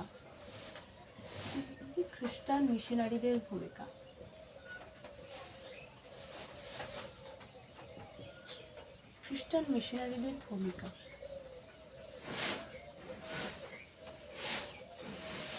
তো এই খ্রিস্টান মিশনারিদের ভূমিকা কি? খ্রিস্টান ধর্মীয় কি কি কারণ ছিল, অর্থাৎ ধর্মীয় দিকের কি কি কারণ ছিল যার প্রভাবে কি করলো আমাদের ভারতীয়রা জোটবদ্ধ হয়ে এই বিদ্রোহে অংশগ্রহণ করলো? তো ধর্মীয় কারণ হচ্ছে খ্রিস্টান মিশনারিদের ভূমিকা।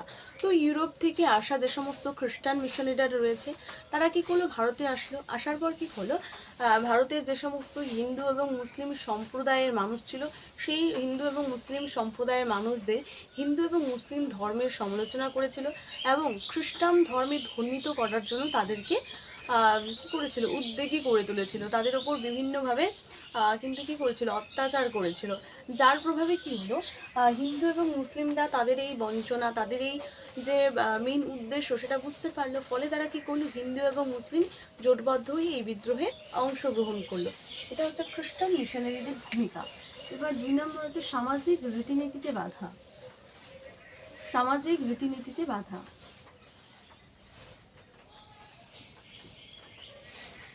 সামাজিক রীতিনীতিতে বাধা।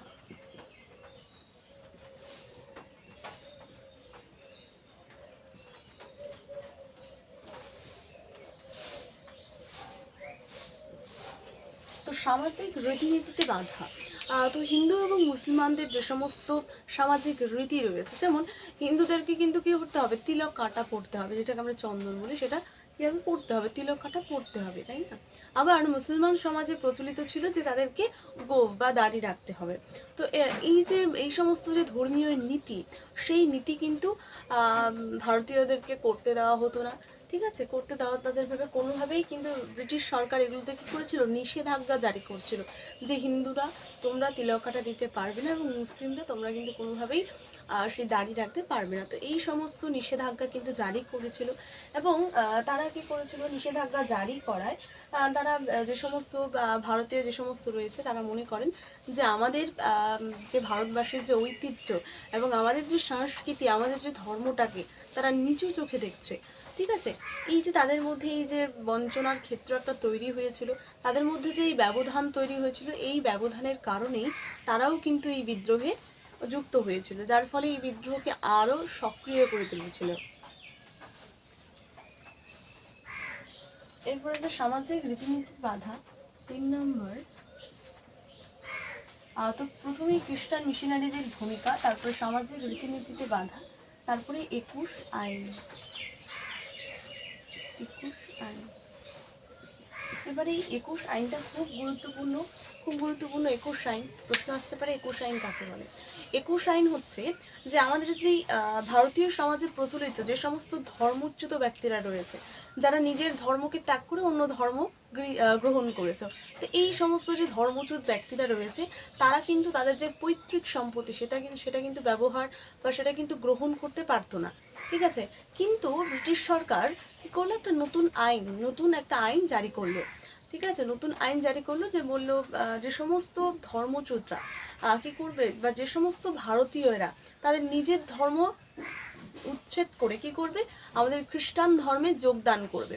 যোগ দিলে কি হবে, তারা কিন্তু তাদের যে পৈতৃক সম্পত্তি রয়েছে সেই পৈতৃক সম্পত্তি কিন্তু ভোগ করতে থাকবে। এই কথাও কিন্তু ব্রিটিশ সরকার বলেছিলেন। আবার এই যে তাদের যে এই সমস্ত কার্যাবলীর উপর ভিত্তি করে স্যার সৈয়দ আহমেদ খান, কে স্যার সৈয়দ আহমেদ খান, প্রশ্নে উত্তরে লিখবে যে স্যার সৈয়দ আহমেদ খান। স্যার সৈয়দ আহমেদ খান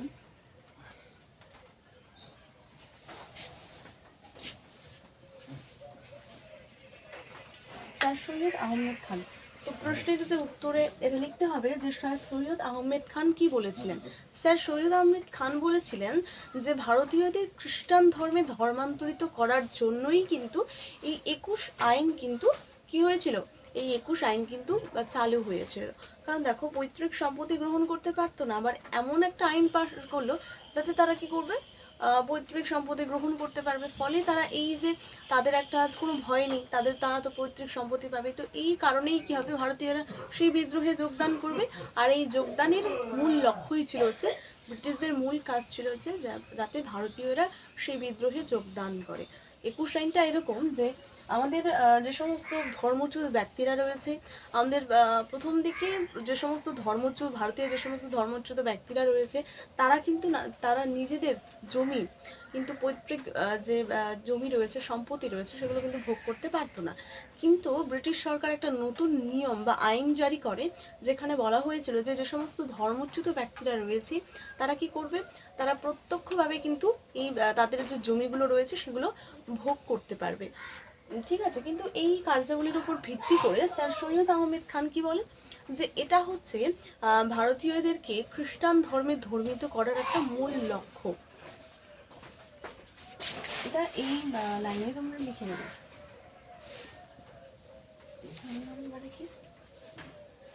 সংস্কারমূলক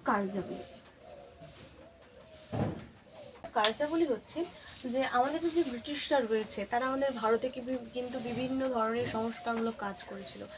যেমন তারা গঙ্গার সাগরে, আমাদের প্রচলিত একটা প্রথা ছিল যেটা হচ্ছে আমাদের গঙ্গার সাগরে সন্তান বিসর্জন দেওয়া হতো। তো সেই আরেকটা ছিল যে আমাদের তারা এই সমস্ত যে গঙ্গা সতীদাহ প্রথা আগে করেছে, সতীদাহ প্রথা, বাল্যবিবাহ, এইগুলোর বিরুদ্ধে তারা যখন কি করেছিল, একটা আইন জারি করেছিল। তাদের এই সমস্ত কাজ কিন্তু ভারতীয়দেরকে ভয়ের মুখে কিন্তু ফেলে দিয়েছিল, কারণ ব্রিটিশদের মূল লক্ষ্যই ছিল ভারতীয়দের সম্পদ, অর্থনীতি শোষণ করা। কিন্তু যখন কি করলো, এই যে সংস্কারমূলক কার্যাবলীগুলো ব্রিটিশ সরকার করার পরেও কিন্তু ভারতীয়দের মনে একটা ক্ষোভের সঞ্চার করেছিল, তাদের মধ্যে একটা ভয়, অবিশ্বাসে দানা বাঁধে, এবং তারা কি করে, তারা আর কিছু করতে না পেরে তারা এই বিদ্রোহে কিন্তু যোগদান দেয়। ঠিক আছে, তাহলে সংস্কারমূলক কার্যাবলী, তো সংস্কারমূলক কার্যাবলী ব্রিটিশ সরকার করলেও তারা যেহেতু ভারতীয়দের প্রথম ভিত্তিটাই হচ্ছে ভয়ের ভিত্তির ধরিয়ে দিয়েছিল, সেই জন্য ভারতীয়রা কী করেছিলেন, সেই ভয়ের কারণে তারা কিন্তু এই বিদ্রোহে অংশগ্রহণ করেছিল এই সমস্ত সংস্কারমূলক কার্যাবলীগুলো করলেও। তারপর যে নিষিদ্ধ কার্তুজ ব্যবহারের চাপ, কার্তুজ ব্যবহারের চাপ, তো কার্তুজ ব্যবহারের চাপটা কি? কার্তুজ ব্যবহারের চাপ হচ্ছে প্রথম দিকে কিন্তু হিন্দু এবং মুসলিমরা উভয়েই কিন্তু একটা বন্দুক ব্যবহার করতো, একটা সাধারণ কিন্তু বন্দুক তারা ব্যবহার করতো। কিন্তু পরবর্তী সময়ে একটা নতুন রাইফেল আসলো, তাদের হাতে বন্দুক আসলো, কি রাইফেল আসলো, এবং সেই যে রাইফেলের যে কার্তুজ বা টোটা, ধরো এটা যদি রাইফেল হয়, ধরো এটা হচ্ছে রাইফেল, তাহলে এটা হচ্ছে টোটা, তো এটাকে কি করতে হবে, দাঁত দিয়ে কাটতে হবে। তো কাটার জন্য এই যে টোটাটা রয়েছে, এটা হচ্ছে কি করতো, আটার সঙ্গে কি করতো, গরু এবং শূকরের চর্বি এখানে নাকি মিশানো হতো, এটা তাদের মধ্যে গুজব রটে। এবং এই যে ধর্মচ্যুত, এই যে তাদের মধ্যে ধর্মে আঘাত করার ফলে ভারতীয়রা ক্ষুব্ধ হয় এবং তারা এই বিদ্রোহে অংশগ্রহণ করে। উপসংহারে কি লিখবে? উপসংহারে লিখবে যে উপসংহার, এখানে লিখবে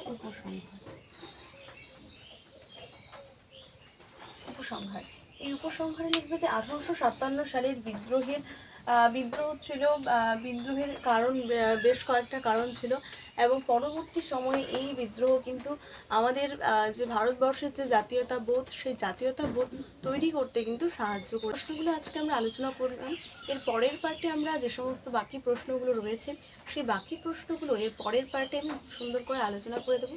এই পার্টটা দেখার পর তোমরা ওই পার্টটিও দেখবে, ঠিক আছে? আর কয়েকদিনের মধ্যেই সেই পার্টটা আসতে চলেছে। আর এই পার্টে তোমরা অবশ্যই কমেন্ট করবে, কমেন্ট না করলে এর পরের পার্ট আমি তোমাদের দিতে পারবো না, ঠিক আছে?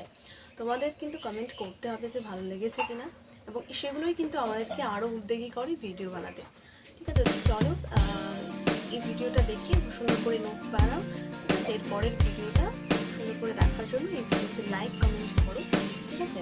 ধন্যবাদ।